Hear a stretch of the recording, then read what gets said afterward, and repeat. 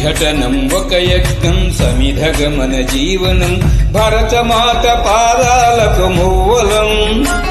ఆమె మోము పైన చిరునవ్వులం భరతమాత పాదాలకు మువ్వలం ఆమె మోము పైన చిరునవ్వులం సంఘటనం ఒక యజ్ఞం సమిధగమన జీవనం